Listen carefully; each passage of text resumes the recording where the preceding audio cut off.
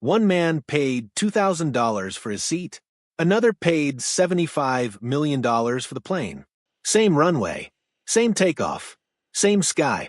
But what happened inside those two aircraft was not even remotely the same reality. And here's what nobody tells you. This industry almost completely died in 2008. Companies were canceling orders. Executives were driving to meetings because getting caught stepping off a Gulfstream during a recession would have ended careers overnight. Congressional leaders stood in front of cameras and told auto CEOs to sell their jets before they even thought about asking taxpayers for bailout money. The entire industry was on its knees, and then, quietly, without any announcement, it came back, stronger than it had ever been before. Today, there are more private jets in the air than at any point in human history, and the gap between the cheapest way in and the most expensive way in is so wide that most people don't even realize they're talking about the same industry. So today we're going inside all 7 levels, what they cost, who actually flies them, and the one thing that every single person on every single level is actually buying, because it's not what you think. Level 1 is the entry point, and it has a name: semi-private and empty leg flights. This is where most people first touch private aviation, and the experience is designed to make you feel like you've arrived when you actually haven't quite arrived yet. Let's start with empty legs, because this is the part that sounds too good to be true, but is completely real.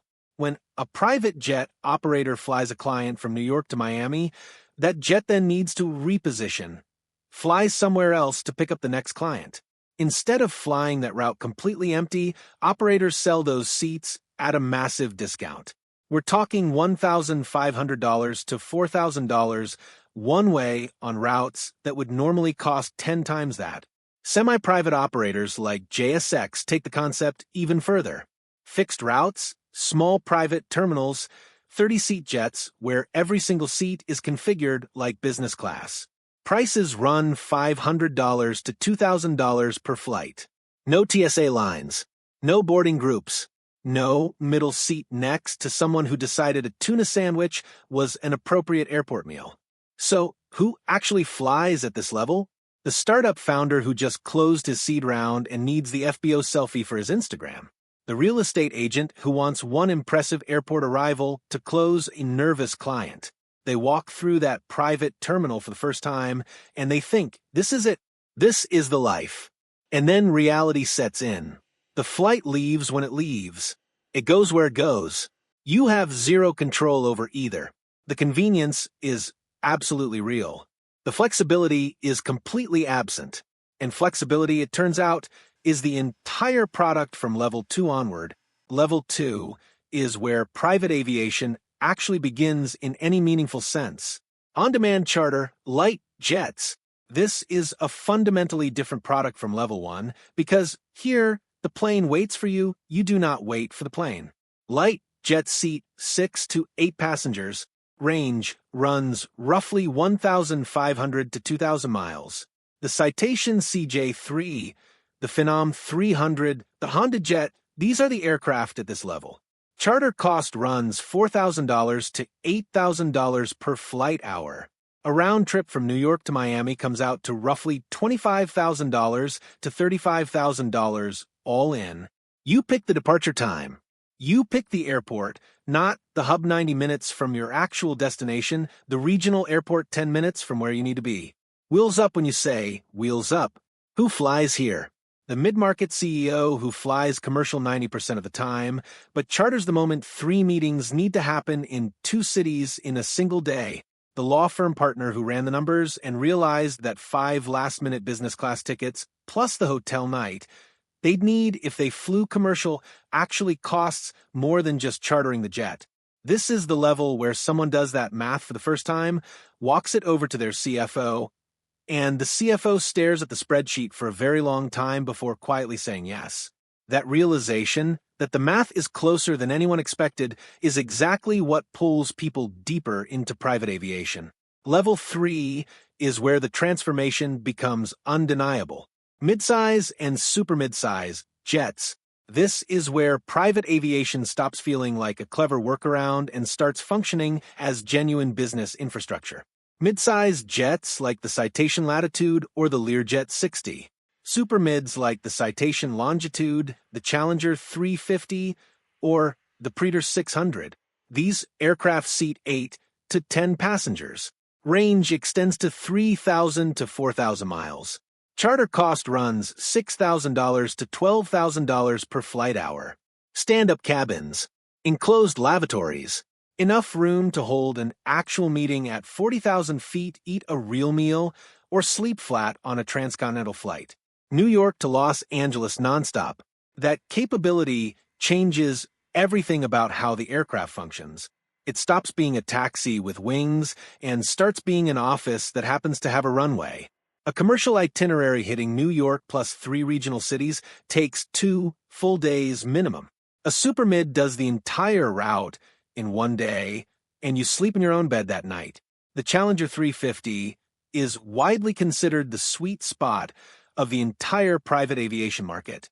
Enough range, enough cabin, reasonable operating costs relative to what you get.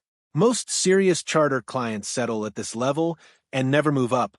And almost all of them say the same thing when you ask why they made the switch. They didn't do it for luxury.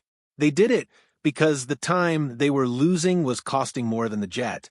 Level 4 is heavy jets, and this is the first level where the cabin itself matters as much as the destination. The Challenger 650, the Gulfstream G280, the Legacy 650, seats 12 to 16 passengers, range of 4,000 to 6,000 miles. Charter cost between $10,000 and $16,000 per flight hour. Full galleys where a dedicated flight attendant prepares actual meals. Multiple cabin zones, sleeping configurations, entertainment systems, conference table layouts.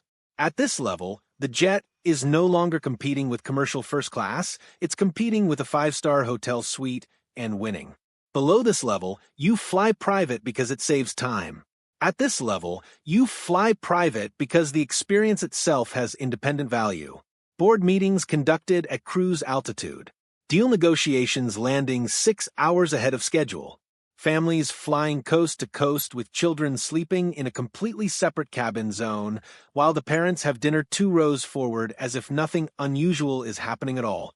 The PE fund managing partner who flies 250 hours a year lives at this level. His fractional share costs less per hour than chartering, and his assistant books trips the way other assistants book conference rooms. The plane is not a perk on the balance sheet. It is a shared corporate asset that happens to also occasionally go skiing. This is also the first level where ownership starts making genuine financial sense for frequent flyers. And from here, the numbers begin separating wealth from serious wealth. Level 5, ultra-long-range jets, the Gulfstream G700, the Bombardier Global 7500, the Dassault Falcon 8X. At this level, distance stops being a variable. Range of 7,000 to 8,000 nautical miles.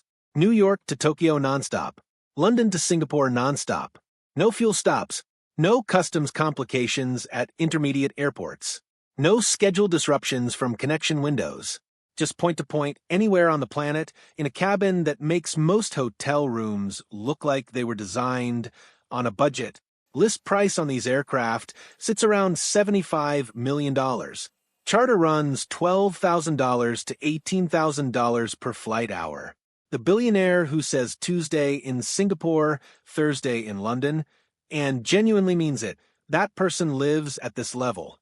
The tech founder who sold his company for 9 figures and now operates from a G700 the way most people operate from an apartment, except the apartment cruises at Mach 0.9, and the neighbors are air traffic controllers. When one of these aircraft lands, people at the terminal stop and look. Not because it's unusual to see a private jet, because aircraft at this level carry a presence that simply cannot be faked. They sit on a ramp the way an S-Class sits in a parking lot. Everything above this level is a choice made for reasons that go entirely beyond aviation. Level 6, VIP airliners, Boeing business jets, and Airbus corporate jets. This is where private aviation stops being a jet and becomes a residence at 40,000 feet.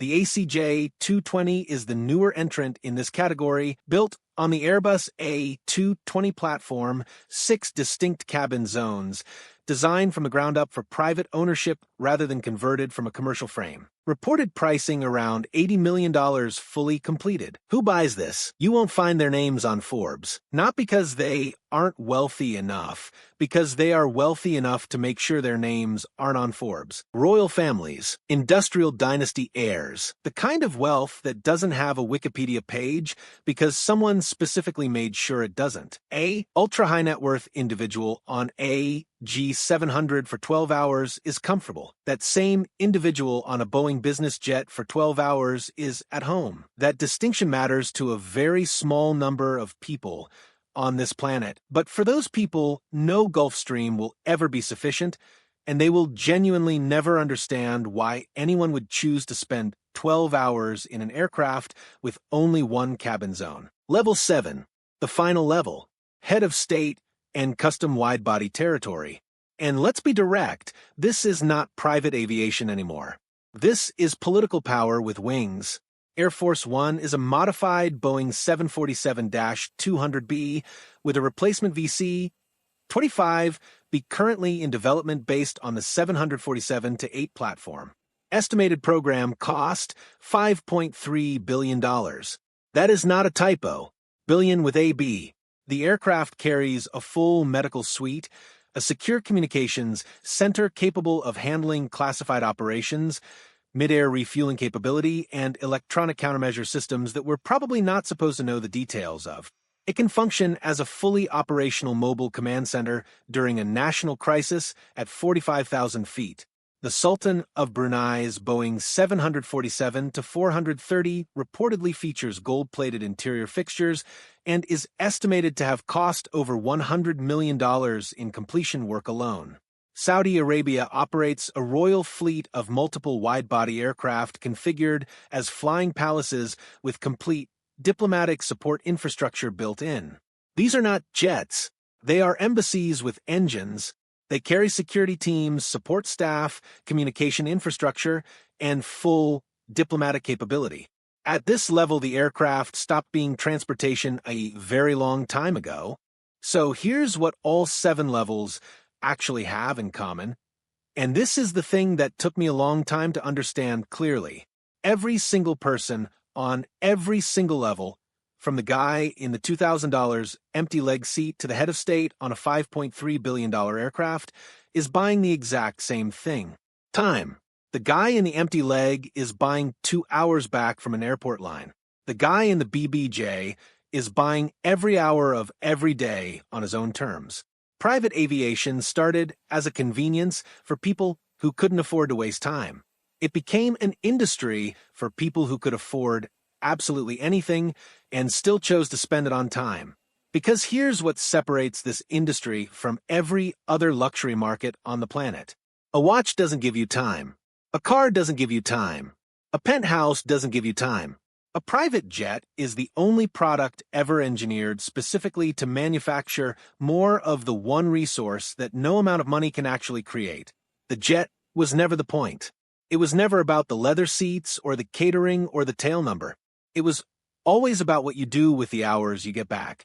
And that is why this industry, despite collapsing in 2008, despite public outrage, despite every recession and every controversy, keeps growing.